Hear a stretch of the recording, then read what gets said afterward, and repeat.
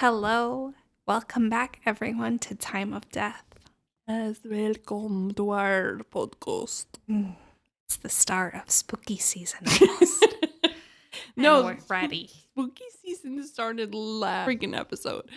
So we are your hosts. My name is Ris. And I'm Dee. And we're two nurses with a medical and psychiatric background. And we like to talk about true crime cases and delve deeply into them, giving our input from our nursing perspective. Yes. So this is episode 4. Today I'm talking about a case that's been very heavy in the media recently. Oh, shit. We mentioned it last episode. Now, when Riss does the journalism investigation part, she knows every single thing about these people. I'm usually winging it. Riz knows their freaking social security number, blood type, anything you want to know, childhood, anything that you can basically use to identify them, like those security questions. Riz knows. Well, I don't know about this one, but we're going to take it from the top. So, Lucy Letby, I'm pretty sure a lot of you have heard of her recently. She is a serial killer neonatal nurse. She was responsible for the deaths of 7 infants and the attempted killings of 6 more infants over a 1-year period lasting from June 2015 until June 2016. That is absolutely insane. And horrible. Yeah, it's horrible. Absolutely horrible. So she worked in a NICU, neonatal intensive care unit, at Countess of Chester Hospital in Great Britain. And there were a spike in unexpected deaths of infants who were seemingly healthy. Some cases, they were, just on the verge of going home, which is just terribly sad. And Lucy was always on duty at the time of these incidents. So it's interesting because, tying back to our previous weeks, our friend, the ogress, Amelia, she was also from the UK. Yeah, we've been doing a lot of UK cases lately. What is up, UK? Why? What's going on here? I don't know, but something's fishy. So, no hate to Great Britain. Something is rotten in the state of Great Britain.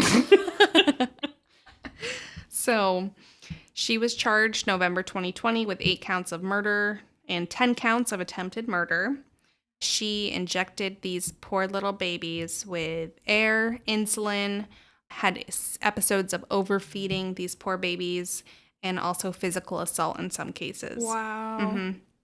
She also stole over 250 documents as mementos for her murders, and also falsified patient records to help downplay her role in them.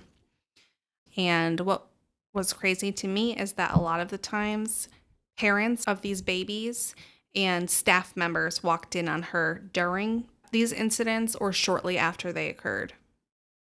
It's just terrible. That's tragic. And only maybe a little over a week ago, August 21st, 2023, she was sentenced to life in prison. And something huge is that she did not attend her sentencing hearing. And so she wasn't given that time in front of the babies' families that she killed. And that was just a huge, that called for some changes.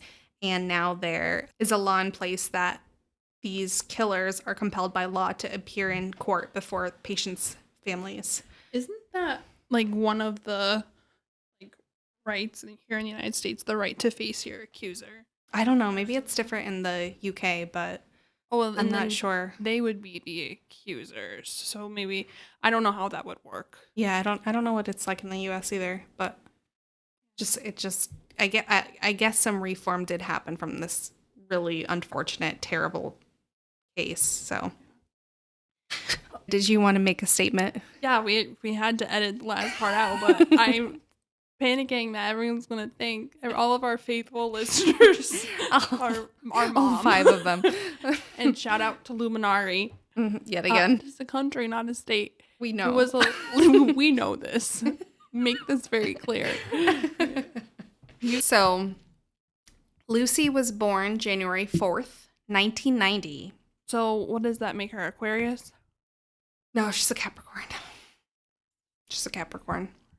So, she was born to a finance manager and an account clerk in Hereford, England. Mm-hmm. And she always wanted to be a nurse.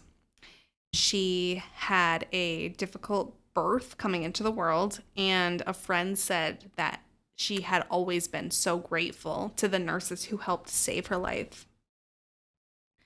So she attended University of Chester for a degree in nursing. She was a student nurse at Liverpool Women's Hospital and Countess of Chester Hospital, which is where she performed the murders. She graduated in 2011. A friend from the college described her as quite awkward and geeky. Mm-hmm. So she began working as an RN at Countess of Chester Hospital in 2012 in the neonatal unit.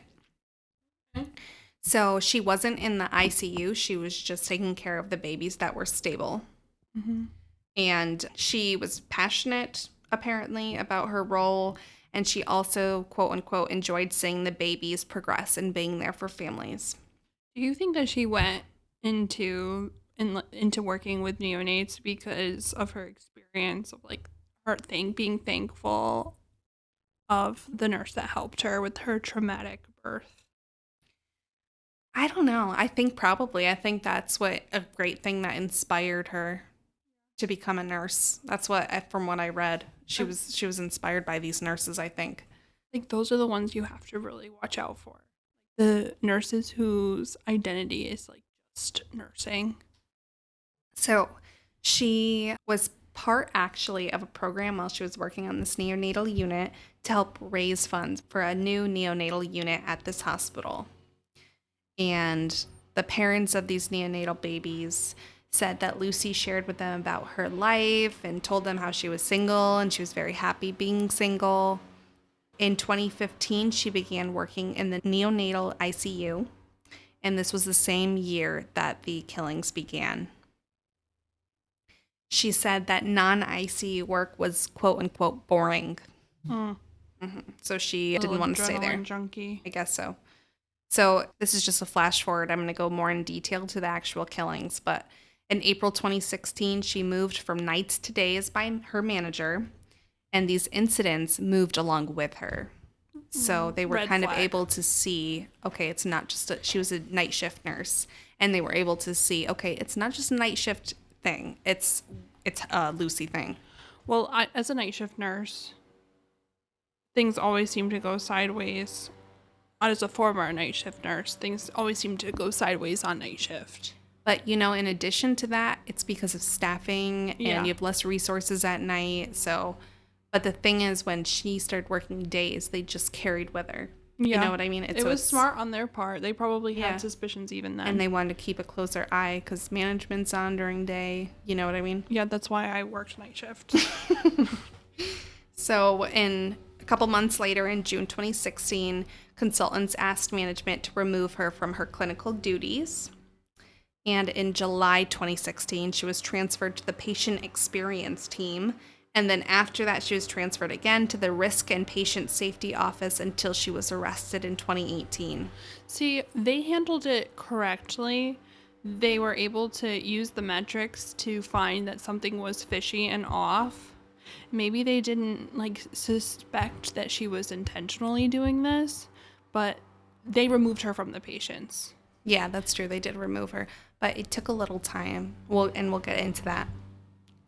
So, for her timeline of cases, June 8th, 2015, at 8 p.m., healthy twin baby boy that Lucy was caring for in the NICU.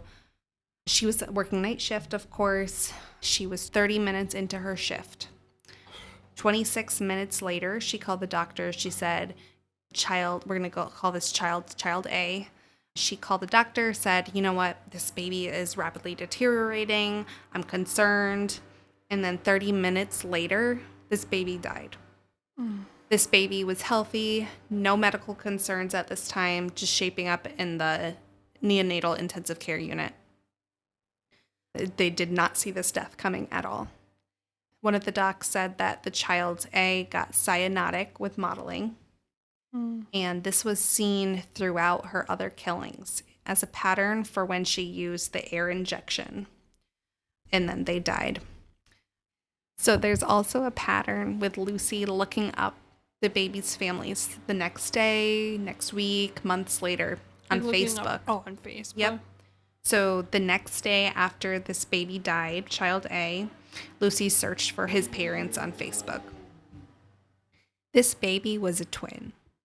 20 hours later, after the first baby passed away, his twin sister collapsed and coded. This was a healthy baby girl. So parents were there that day with child B after the loss of child A. But they were convinced, I'm not sure by who, but probably Lucy, to rest before child B's incident occurred. The post-mortem x-ray showed loops of gas-filled bowels, and they came to the conclusion that the baby was injected with air too. So both child A and child B were injected with air. Child B was also fed 25 minutes before the death by Lucy, I believe. And she also had the same rash as her twin brother, child A, that mottled skin and cyanosis. Cyanosis just means blue. It's a sign of deprived of oxygen. And babies and other populations can have this as well. Modeling, you see that a lot of in the end of life. Yes. And then a few days later, child C, he was a healthy baby boy. He died. The primary nurse, so Lucy wasn't even the primary nurse for this baby. Primary nurse left the unit, and Lucy was seen standing over child C's alarming monitor. The shift lead or charge nurse, I'm not sure what they have in Great Britain for, their lead, but she had reminded Lucy several times to pay attention to her own assignment and to leave other nurses' assignments alone. And several times she had to pull Lucy away from the family room as child C was dying. Yep. Parents reported that their baby was not dead yet, and a nurse, which they believe was Lucy, brought a basket in and said, "You've said your goodbyes. Do you want me to put him in here?" Before the baby was dead. That's just so inappropriate. Could you imagine? That's like, to know that she's the one who also did this on top of everything else. Like, that is absolutely crazy. I do definitely think she got satisfaction out of these killings. 100%. Yeah. 100%. June 22nd, 2015. Child D, who was a healthy baby girl, she collapsed 3 times during the night, and eventually she died. She had the same report of the discoloration in her skin, so mottled skin and cyanosis, and the postpartum x-ray also done for her showed gas in front of her spine, which is indicative of an air injection as well. Family of this little baby said that Lucy was hovering around while she was dying.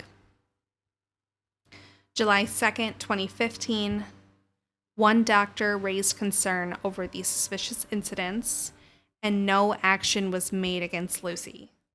The event stopped for 1 month. Okay, so she let up for a month. August 4th, 2015, child E's mom visited her baby to nurse him, healthy baby boy, and mom reports that when she came in, child E was being attacked by Lucy. He was in visible distress, and he was bleeding from the mouth. Okay. So. The baby was bleeding from the mouth? Yes. I'm sorry.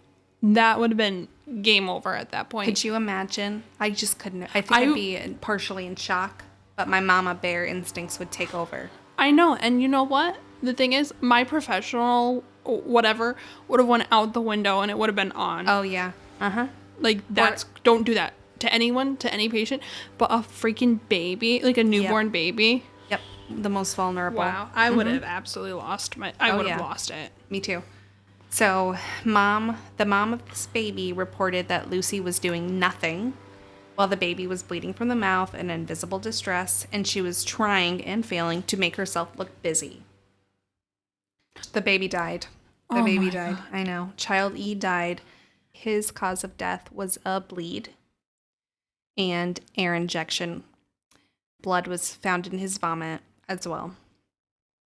August 5th, so the next day, Child E's twin brother, Child F, was in Lucy's care.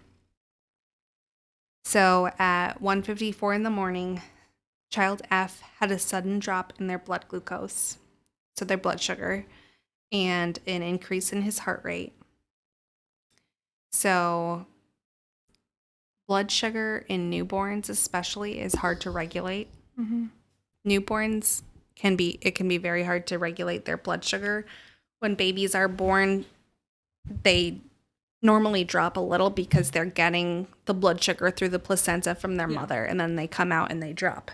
And especially neonatal babies, or, sometimes premature babies especially, can have increased difficulty regulating their blood sugar because they don't have enough stored up. They don't have enough glucose stored up. So, but this baby in particular had been found to have increased exogenous, so out of the body insulin, which means, so there's endogenous insulin that's created by the body, by your pancreas, and then exogenous insulin, which is introduced to the body. And they were able to tell the difference. No babies on the unit were prescribed insulin. Yeah, I would never think that you would really give a baby insulin. Like, I can't imagine a scenario. No, me either. But it was kept in a locked fridge by the nurse's station. And in the weeks following, Lucy searched for the parents on Facebook. I'm sorry. Why was she allowed to take care of this baby's twin brother if she assaulted that baby? I know. There was even a suspicion. I don't understand that. Maybe the mom may have not been able to substantiate her claims, or I don't know. I'll tell you this wild. Right now. I would have absolutely, and this is just goes to show you, like, the cases with babies are especially heinous. But if you see something, say something. Exactly. And if you're not comfortable, don't freaking do it. No, exactly. No. So this baby, Child F, thank God, survived. Oh, thank God. Unlike his twin brother. At this point, the lead consultant was, quote unquote, not happy with having Lucy on the unit. So there was suspicion at this time. September 7th, 2015, Child G, her next victim, had been alive for 100 days on the unit. So the nurses and other healthcare workers in the NICU were throwing a party for the little baby. She collapsed that day, and then she also collapsed 2 more times over the next 3 weeks following. She survived, but is severely disabled. Oh my God. So Lucy gave a feeding to this baby, and then she started having severe projectile vomiting. Like, severe. Like, as a baby, I had pretty severe. I don't know about severe. I projectile vomited. And I remember my mom likes to tell this story because the pediatrician said, you know what, Doreen, that's our mom's name. It's not a baby problem. It's a laundry problem. And it got better. Now I don't ever projectile vomit. Except when you had tequila. Except for Only time. Only time. So, tell them about your other story. We can put it out there. Which one? The one where you wake me up in the middle of the night and I'm going to vomit. And my God. I had my hands in a little bowl. I was exhausted, but I woke up because I said, don't vomit on our bed because we were sharing a bed. She vomited right into my hands. That's a makeshift bowl. Oh my God, that's embarrassing. And you wonder why we're nurses.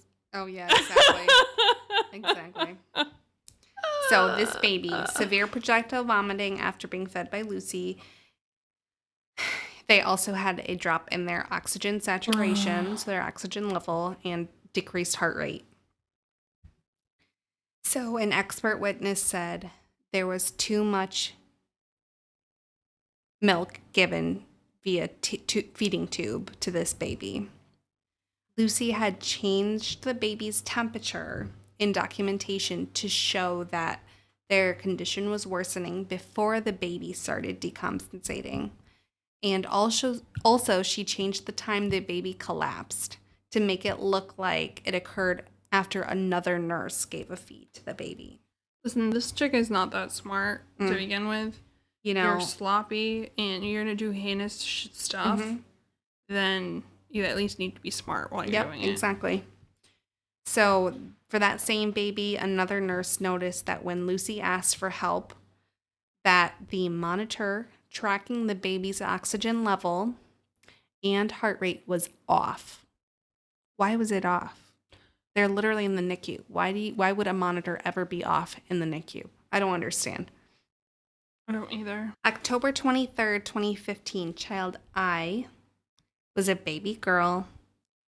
She died after collapsing 4 times. A nurse found Lucy next to the incubator after her final collapse. Okay. Lucy sent a sympathy card to the parents of baby I on the day of her funeral, and she took a picture. She took a photograph of the card and kept it on her phone. It's very odd. Is that guilt?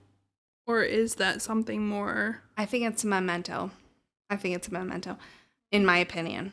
She also wanted to go to the funeral. I don't think she ended up going, but she did have some desire to go. Of the 4 collapses, the baby was found to have excess air in her stomach twice. So I don't know if she tried a couple times with air injection and it didn't take or what. Right before the baby's second collapse, Lucy and another nurse were looking from the doorway, and they had the NICU pretty dimly lit at this moment. And Lucy said, child I looked pale. And the nurse thought it was odd because they weren't able to see well at the baby. Like, how do you know the baby looks pale? You can't even really see in this light. Laying the groundwork. She's just like, yeah. So the other nurse turned the light on and realized the baby was not breathing. But she didn't want to be the one that discovered the baby. Yeah, I don't know. I think that's probably it. She was like, oh, nudge, nudge. Here, look at this baby. So the mom of child I said that Lucy was smiling when she was bathing the dead baby because they do aftercare after the baby's passed. And she also offered to take a photograph of the baby. But see, I remember in nursing school we talked about this. I don't know if you remember too. When a baby passes away, I know for like stillborns, a lot of the time they do this, where they'll take a photo. They'll ask the parents if they want to take a photograph of the baby because in some ways it can help with the grieving process.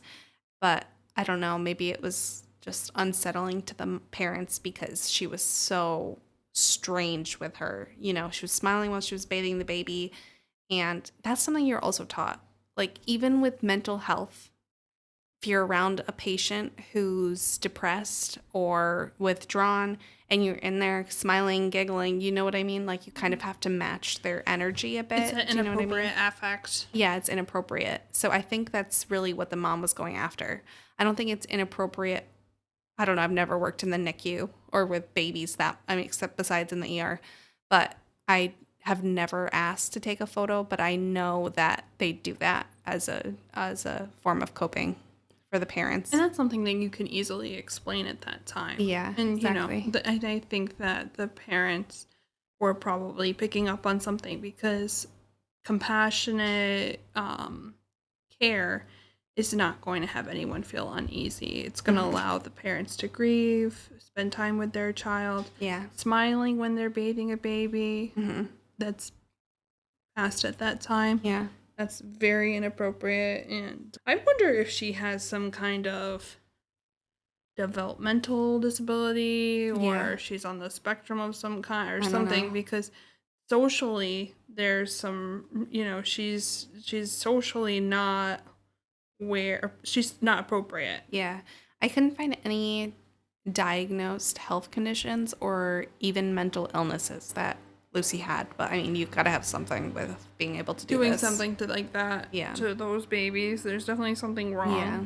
But, you know, it's tragic and it's horrible. It is tragic, absolutely. It's the tragic. baby ones that really get me. Yeah, because they're just so little. They're so little and they're defenseless. And what did that baby ever do to you? You know what I mean? Why do you have to target? Why do you have to target anyone in general, but especially babies? The most vulnerable. They're just so. I mean, I guess it's probably the easiest, besides very old people. In addition to very old people, but and I think because the babies can't really advocate, like they can't go and say, "Hey, this is what happened." Yeah, they can't. And you know what? Similarly, like the elderly, that's another psychiatric. That's a protected population. Animals are also in there too at some point because a lot of times when people do horrible, awful things to people, they started with animals. Yeah, it's true. Animals, they can't advocate for themselves either. No. I wish they could. I know. We would friggin' we would. Someone ever laid a hand, even thought about it. Mm-hmm. Clearly, we would go nuclear. Oh yeah, of course. Never mind a baby. So for this child eye, the postmortem x-ray showed enlarged stomach, yet again showing evidence of increased air injection. After this murder, Lucy searched, of course, for the mom on Facebook. On October 23rd, 2015, the same day, doctors on the unit voiced concern, and they were told not to make a fuss. That is horrible and awful, and healthcare administrators suck across the board. So staff reviewed, and Lucy was there for every single incident. One doctor wanted an urgent meeting with executives. He requested an urgent meeting in February 2016, and this urgent meeting never occurred until May 2016. See, this is what I'm talking about. Clearly your staff is coming to you with a serious issue, an urgent issue, and something that poses a risk to your patients. But it was the people who were actually working the floor who were the most concerned. Yep, exactly. On December 25th, 2015, so Christmas Day, Lucy searched for the parents of Child E and Child F, those twin babies, where Child F survived at 11:26 p.m. That's just weird. On Christmas Day, you reminiscing at that point. Well, she definitely was symbolically killing something in her past when she's killing these babies. So what is it? So April 2016, Lucy moved to day shift. This is when management intervened and said, you know what, something fishy's going on. Come to day shift so we can keep more eyes on you. Mm-hmm. And these incidents, of course, like we talked about, followed her to daytime. On April 9th, 2016, twin baby brothers collapsed within hours of each other. Child L had high insulin levels and died. And a few hours later, Child M's heart rate and oxygen level dipped, likely due to air injection, and he survived but with brain damage. This was very similar to Child E and F's incidents. But closer together. Yeah, this was closer together, definitely. Escalating. One was injected with insulin. So Child L was injected with insulin in this case. And one was injected with air. Child F, remember, they survived the insulin injection. But Child L had twice the dose of Child F. So I think she did this to make sure, okay, these babies need more insulin in order for them to die. So that's why she doubled the dose.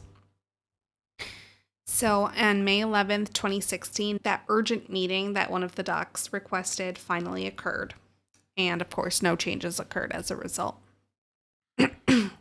June 2016, Child N had trauma to their throat. Blood and swelling were found at the back of the throat. This baby survived. Thank God. Staff and I believe parents reported hearing random screams from the babies just out of nowhere. And the baby's dad said that there was some splatter around his mouth. Oh my God. Yeah. So trauma to the throat, definitely, in this case. But thank God the baby survived. On June 23rd and the following day, June 24th, 2016, these are the final two cases. So there was a set of triplets, and these two cases occurred on two of the babies in the set.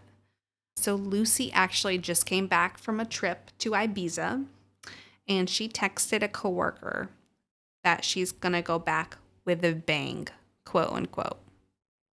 Really? You're coming back with a bang? Go back to Ibiza. Oh my God, seriously. Ibiza or Ibiza? I think it's Ibiza. I don't know, but I've heard it both ways. Trip to Ibiza. We're talking about something so solemn here. Ibiza. I couldn't remember how they say I it. couldn't, and I'm over here. How the hell do you pronounce that? So, all right, back to this terrible case. Child O was a healthy baby boy, and he was supposed to be going home that day. Oh my God. But he suddenly collapsed that day, June 23rd. Actually, another nurse wanted him moved to a higher acuity nursery, so a part of the unit that was for higher acuity babies. Probably away from who she had suspicions about. So Lucy actually disagreed with this nurse, and the baby stayed there where the baby was. And that's when the baby collapsed. The baby improved and then collapsed twice more and finally died. The postmortem x-ray showed increased gas in the body and damage to the liver as well. This damage to the liver was indicative of trauma, and also one of the doctors said that it was like this baby had been in a motor vehicle accident, like that was the trauma endured by the baby. 13 minutes later, baby O's baby brother, child P, was being fed by Lucy when he collapsed. And imaging showed a shattered diaphragm. A shattered diaphragm. So at this point, child P was prepared to be transferred to another hospital. Good. That's probably the best thing they could have done. And listen to this. Lucy comments, "He is not leaving here alive, is he?" What? What the heck? How do you even say, could you imagine saying that? So this poor baby, child P, died shortly after. This postmortem x-ray showed that increased gas again that indicated some injection of air. So at this point, consultants were very tipped off. They believed that drastic action was in order. The final triplet was transferred after the parents begged the consultant to transfer him. And consultant said that Letby was a mortal danger to the final baby. Before child P's death, Letby texted another doc and said, "I'll watch child P and the other triplet like a hawk." And she also commented as how she was okay, she just didn't really want to be there, and that she wanted new admissions. Excuse me, what? You just don't really want to be there? Well, the babies don't really want to be there either, and their families don't want them there either, especially under your care. So 3 weeks later, she was removed from the floor and the incident stopped completely. So on July 3rd, 2018, she was arrested on 8 counts of murder and 6 counts attempted murder after a year-long investigation. Her house was searched, and they found a gold mine of evidence at her house. They found diary entries that had asterisks colored to correspond with the incidents. They also found initials of the babies on the dates that they were killed. So she was bailed out a few days later. On June 10th, 2019, she was rearrested and charged with 8 murders and 9 attempted murders. And then she was rearrested again on November 10th, 2020. On November 11th, 2020, she was charged with 8 counts of murder, 10 counts attempted murder. She denied all charges and said that these deaths were due to poor hygiene in hospitals and staffing issues. I mean, everyone. I blame everything on staffing issues too, but damn, But this is just this has insane. this has nothing to do with staffing issues. No. Staffing issues and hygiene. Yes. So she said the deaths were due to poor hygiene and staffing issues. Okay. Okay, Lucy. Lucy, you are a liar. You are a murderer. Mm-hmm. And RIH. RIH. It's RIH. Rotten hell. Oh my God. Okay. Thanksy. So on March 13th, 2020, she was suspended by the Nursing and Midwifery Council. And on August 18th, 2023, this council updated and said she's still suspended and they're going to go through the normal regulatory actions to have her striked from the registration. Good. Families attended the trial for Lucy, and one mother said that she walked in on Letby, and Lucy said, "Trust me, I am a nurse." Okay. You're not a nurse. No, you're not a nurse. No. You're a murderer. We disown you. You lost your license, and there's for good reason. So she searched for the family members on Facebook. I don't know about maybe other social media platforms, but she searched for the families in 11 of these cases. Her defense lawyer said that she was a dedicated nurse in a failing system. Okay. I don't understand how you can try to spin that. Mm-hmm. You know, it's terrible because, yes, the system is very flawed and failing, but that does not promote anything like this. This is just unacceptable. It's unacceptable, Yeah. and those parents lost their babies forever. Mm-hmm. Exactly. On day 4 of the trial, prosecution had a handwritten note that said, "I am evil. I did this. I killed them. I'll never marry or have children. I'll never There we know." go. That's what it is. Yep. Bing, bing, bing, bing, bing. She was pissed about not being able to have kids. So the note said, "I killed them. I'll never marry or have children. I'll never know what it's like to have a family." That's And what it was. Lucy said, "Oh, no. This was written after employment issues." Like, kind of dismissed it, saying, "Oh, this is not a confession." So after a 9-month trial, the final verdict was made on August 18th, 2023, that she was guilty of 7 counts of murder of 7 babies and 7 counts of attempted murder of 6 infants.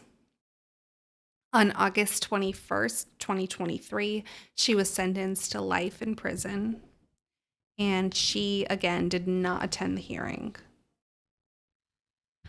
So, in regard to motives, some people believe that she was thrill-seeking, she was playing God. I do think she did get, like we talked about, satisfaction from these killings. She also, it's interesting because there's some ideas that she was trying to gain attention from a married doctor that she had an alleged secret relationship with. I don't buy that. So she texted this one doctor nonstop during some nights, sometimes minutes before the attacks occurred. Lucy denied everything. But when they were searching at her home, they found in that goldmine of evidence love notes saying, "You were my best friend. I trusted you completely. Please help me," all that kind of stuff. That she gave to this doctor, or were from this doctor? I think she was writing, I don't know if she was maybe like writing them down like for herself, or maybe she was planning on giving them to him. I'm not sure. They weren't from the doctor. They were her own notes. So she was like infatuated. Yeah, I think so. So she had her first incident of where she had a breakdown was after the same doctor testified against her. So other motivations may have been never finding love or having children, which I think also played a role here. I think Most definitely did. Yeah. I think it's also interesting. She targeted a lot of multi-baby. Multiples, yeah. You know, like she targeted twins and even triplets towards the end. So defense also found Post-its in her handbag that admitted to, I killed them on purpose because I'm not good enough to care for them. And Lucy said it was not a confession. She was just, I believe she said she was overwhelmed with everything going on. So she's sentenced to life now, just as of very recently, earlier in this month. So I was looking at, information on female serial killers. Mm-hmm. And one study looked at female serial killers in the U.S. Even, I know this happened in Great Britain, but in the U.S., 40% are nurses or other healthcare workers, which I thought was very interesting. That's wild. Mm-hmm. So most are married, most are white. They usually don't take souvenirs. They usually are mentally ill or have some kind of mental illness diagnosed. And they also oftentimes have, issues with parental figures. You know what I mean? Mm-hmm. So Lucy, she was not married. She was white. She did take souvenirs from her killings. No evidence that I could find about mental illness. Like we said, she definitely got something going on, but nothing documented. Did she have any siblings? She was an only child.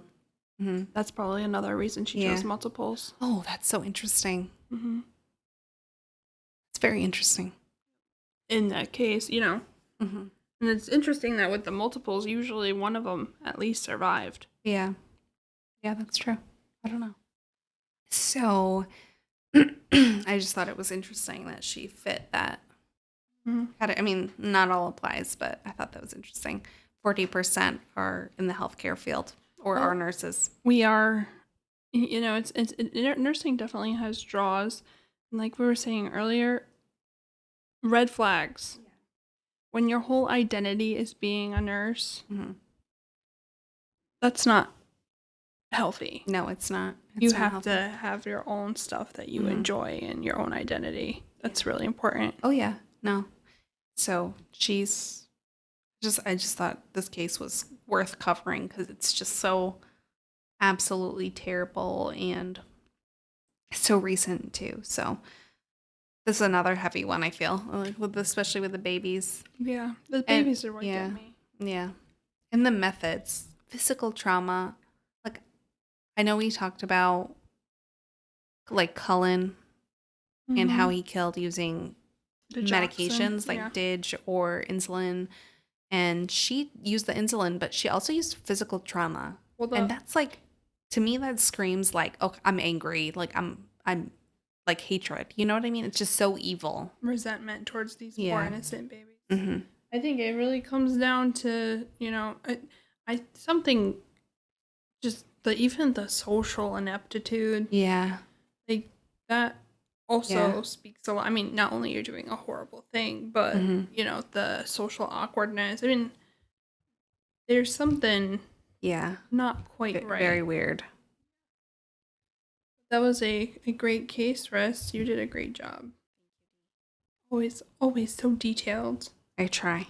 And I threw her a curve. I wasn't expecting her to know if she was an only child or not. If what? She was an only child or not. Oh, yeah, she was an only child. And Ris didn't even bat her eyes. Said, no, she's an only kid. Yeah, it's just weird. Like, there's also all that, stuff about her looking up the family members on Facebook and, really relishing and everything. And it was interesting, too, like, texts that she sent while she was doing the killings. And it's just weird. Just very weird. Was she relishing when she was looking them up? Or was she, I don't know, was she trying to have some kind of, because she's grieving the loss of not having a family, not being married, babies.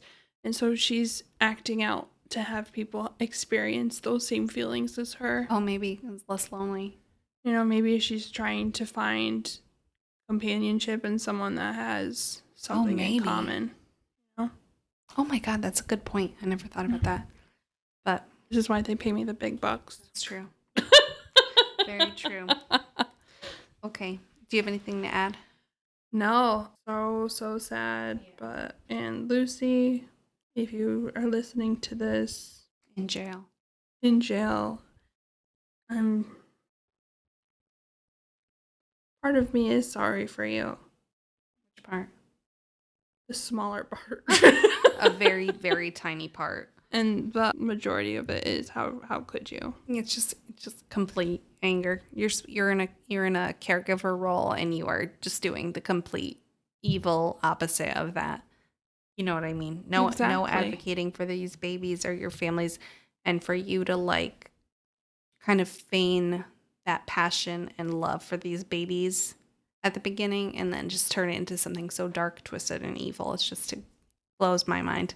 But anyway, let's call it D. We're calling it. The time is 2011. All of you Medical people, and for you non-medicals or non-army or whatever, what have you. It's 8:11 p.m. and we're signing out. Other branches use military time too. Whoever follows military time, then it's 2011. Now it's 2012. But if you don't follow military time, I guess it's probably more fair to say, then it's 8:12 p.m. Okay. All right. You're killing it. Keep killing it. Keep killing it. And keep it real. Peace out. See you next week. Bye. See you next week. We'll be here Wednesday.